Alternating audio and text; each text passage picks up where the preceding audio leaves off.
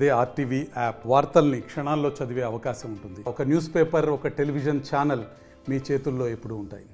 Zonal వ్యవస్థ తెలంగాణ ప్రజల ప్రత్యేక రాష్ట్ర ఆకాంక్షను తీర్చలేదు, అన్యాయంగా ఆపలేకపోయాయి.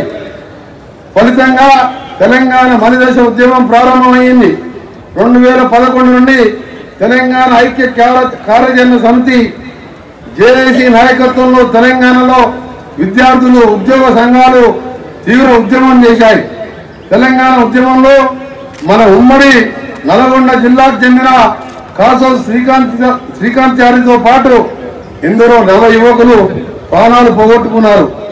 నా ప్రజలు ఇంత ఉద్యమించినప్పుడు నాకు ఈ మంత్రి పదవి ఎందుకని ఆనాటి కిరణ్ కుమార్ రెడ్డి క్యాబినెట్ నుంచి పదవికి రాజీనామా చేశాను. అంతేకాదు ప్రజాక్షేత్రంలో దిగి 11 రోజుల ఆమరణ నిరాహార దీక్షకు దిగాను. పోలీసు యంత్రాంగం, ఇంటెలిజెన్స్ శాఖ దీక్ష వల్ల కోమటిరెడ్డి వెంకటరెడ్డి ప్రాణాలకు ప్రమాదం ఉందని డాక్టర్లు చెప్తున్నప్పుడు ఆయన ఆరోగ్యం ఇప్పటికే క్షీణించింది. ఏదైనా జరిగితే ప్రజలు తీవ్రంగా స్పందిస్తే ఆపడం ప్రభుత్వం వల్ల కాదని అప్పటి ముఖ్యమంత్రికి నచ్చచెప్తే నన్ను రాత్రికి రాత్రి దవాఖానకు తరలించారు. ఒకవైపు క్షేత్రస్థాయిలో బలమైన ఉద్యమం నడుస్తుంటే మరోవైపు మన ఎంపీలు పార్లమెంటు వేదికగా తమ గళాన్ని బలంగా వినిపించారు. తెలంగాణ ఉద్యోగులు, కార్మికులు తమ ఉద్యోగాలను పరంగా పెట్టి 42 రోజుల పాటు సకల జిల్లా సమ్మె చేశారు. 2011 మార్చి 10న మిలియన్ మార్చ్ పేరుతో లక్షలాది మంది ఉద్యమకారులు హైదరాబాద్లో కదం తొక్కారు. వంట వార్పు కార్యక్రమాలు, సాగర వారం, నిరసనలు, ధర్నాలతో తెలంగాణ అట్టుడికి పోయింది. దీంతో శ్రీమతి సోనియా గాంధీ తెలంగాణ బిడ్డల త్యాగాలను, పోరాటాలను చూసి చలించిపోయి రాష్ట్ర ఏర్పాటుకు మార్గం సుగమం చేస్తూ శ్రీకృష్ణ కమిటీ ఏర్పాటు చేశారు.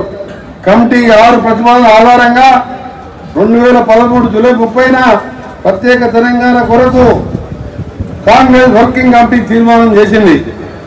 2013 అక్టోబర్ 3న కేంద్ర మంత్రి మండలి ఆమోదం తెలిపింది.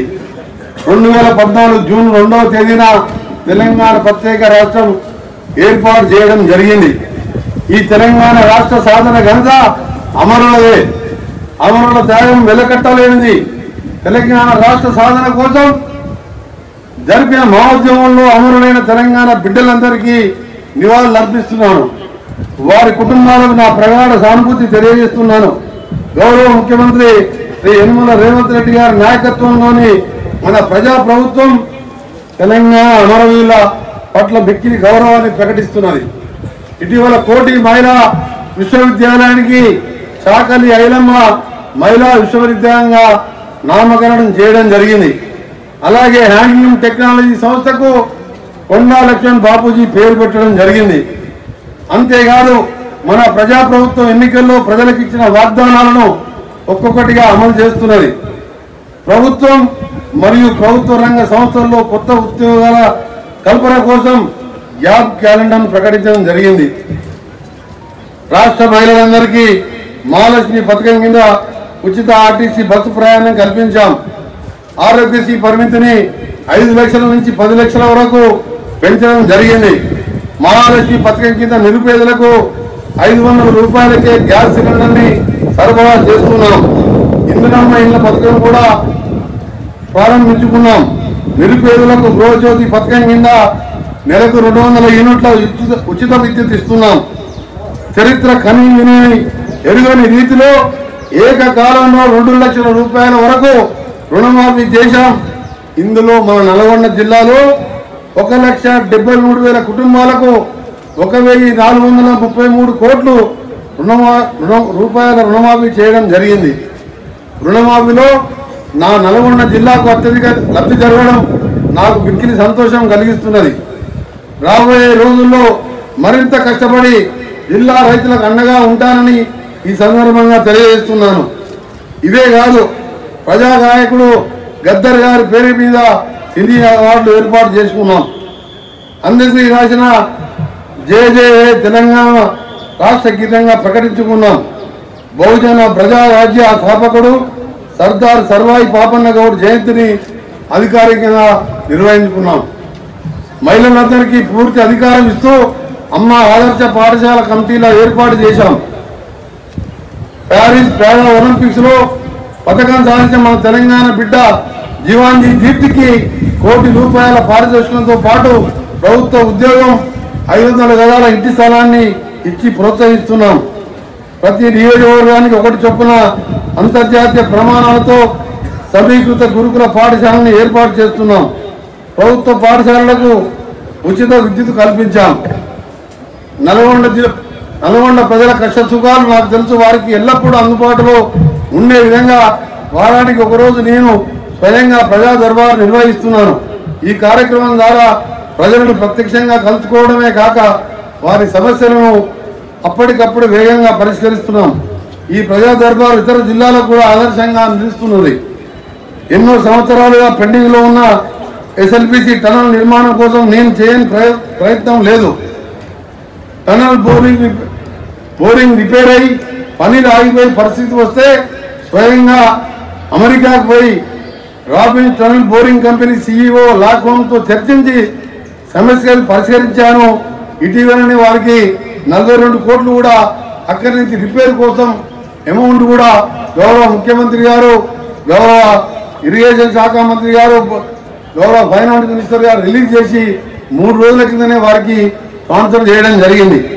ఈ నెల 20వ తారీఖున నేను గౌరవ ఉప ముఖ్యమంత్రి బట్టి విక్రమార్క గారు, ఇరిగేషన్ మంత్రి ఉత్తమ్ కుమార్ రెడ్డి గారు వారితో కలిసి మా పార్లమెంట్ సభ్యులు, మా శాసనసభ్యులు ఎస్ఎల్బిసి టన్నులను పరిశీలించడానికి 20వ తారీఖు రోజు పోతున్నాం. రాబోయే రోజుల్లో గౌరవ ముఖ్యమంత్రి యనమల రేవంత్ రెడ్డి గారు కూడా ఎస్ఎల్బిసి టన్నులను పరిశీలిస్తానని హామీ ఇచ్చారు. నా ఈ ప్రయత్నం అంతా నా నల్గొండ రైతన్న పొలాల్లో పారతో కాలువ మలిపితే నీరు పారే రోజు రావాలనే, కరెంటు మోటార్లు లేని వ్యవసాయం కళ్ళ చూడాలనే ఆ యాదాద్రి లక్ష్మీనరసింహ స్వామి దయ మీ అందరి ఆశీస్సులతో రాబోయే 2 ఏళ్లలో ఎస్ఎల్బిసి టన్నులు పూర్తి చేయాలనే నా సంకల్పం నెరవేరిపోతుండడం నాకు ఎక్కడ లేని సంతోషం కలిగిస్తున్నది. అంతేకాదు బ్రాహ్మణవరం లిఫ్ట్ ఇరిగేషన్ పథకం త్వరిత పూర్తి చేసి జిల్లాను సస్యశ్యామలం చేస్తానని మాటిస్తున్నాను. ఇకపోతే 275 కోట్ల రూపాయలతో ప్రభుత్వ వైద్య కళాశాల, 20 కోట్ల రూపాయలతో నర్సింగ్ కళాశాలను నిర్మించుకుంటున్నాం. స్కిల్ డెవలప్మెంట్ సెంటర్ను నిర్మించుకుంటున్నాం. ఇకపోతే నా శాఖ ద్వారా తెలంగాణ ముఖ చిత్రాన్ని ప్రపంచ పటంలో నిలబెట్టడమే కాదు, రాష్ట్ర దశను మార్చే రీజనల్ రింగ్ రోడ్ నిర్మాణానికి సర్వం సిద్ధంగా ఉన్నది. రాష్ట్ర అభివృద్ధిలో సూపర్ గేమ్ చేంజర్గా నిలవనున్న రీజనల్ రింగ్ రోడ్ నిర్మాణం నా శాఖ ఆధ్వర్యంలో జరుగుతుందని చెప్పడానికి సంతోషిస్తున్నాను. అంతేకాదు హైదరాబాద్ విజయవాడ జాతీయ రహదారి నిత్య ప్రమాదాలతో డెత్ రోడ్గా పేరు పొందడం మనందరికీ బాధాకరం. అందుకే నేను ఎంపీగా ఉన్నప్పటి నుంచి NH-65 పార్లమెంట్లో గలమెత్తాను. ప్రస్తుతం R&B శాఖ మంత్రిగా NH-65ని విస్తరించేందుకు ఇబ్బందిగా మారిన కాంట్రాక్ట్ సంస్థను కోర్టులో చేయించాను. 540 కోట్లతో అంచనాలతో ఆందోళనకు సంబంధించి తెలంగాణ రాష్ట్ర సరిహద్దు వరకు కొత్త టెండర్లు పిలవడం జరిగింది. అతి త్వరలో పనులు ప్రారంభిస్తామని తెలియజేయడానికి సంతోషిస్తున్నాను. ఇప్పటికే 17 బ్లాక్ ప్లాట్లను గుర్తించి 230 కోట్ల రూపాయలతో మరమ్మతులు చేస్తున్నాం. ఇక మన నల్గొండ జిల్లాలో 2024-25 సంవత్సరంలో 241 కిలోమీటర్ల రోడ్లు, బ్రిడ్జిలు మరియు 3 భవనాల మరమ్మతులకు 513 కోట్లు మంజూరు చేసుకున్నాం. తెలంగాణ ప్రభుత్వం అమలు చేస్తున్న వివిధ సంక్షేమ పథకాలు అర్హులైన వారందరికీ అందేలా నల్గొండ జిల్లా సర్వతోముఖాభివృద్ధికి కృషి చేస్తున్న గౌరవ చైర్మన్ తెలంగాణ శాసన పరిషత్ గారు, గౌరవ పార్లమెంట్ సభ్యులు, శాసన మండలి సభ్యులు, శాసనసభ్యులు, స్థానిక ప్రజాప్రతినిధులు మరియు జిల్లా కలెక్టర్ నారాయణ రెడ్డి గారు, superintendent of police Shri Sharath Chandra Pawar గారు, జిల్లా యంత్రాంగం, పాత్రికేయ మిత్రులకు పేరు పేరున శుభాభినందనలు తెలియజేస్తున్నాను. జై తెలంగాణ, జై హింద్. మరిన్ని వీడియోస్ కోసం ఛానల్ ని సబ్స్క్రైబ్ చేయండి. లేటెస్ట్ అప్డేట్స్ కోసం వాట్సాప్ ఛానల్ ని ఫాలో చేయండి. అండ్ లింక్ డిస్క్రిప్షన్ లో ఉంది.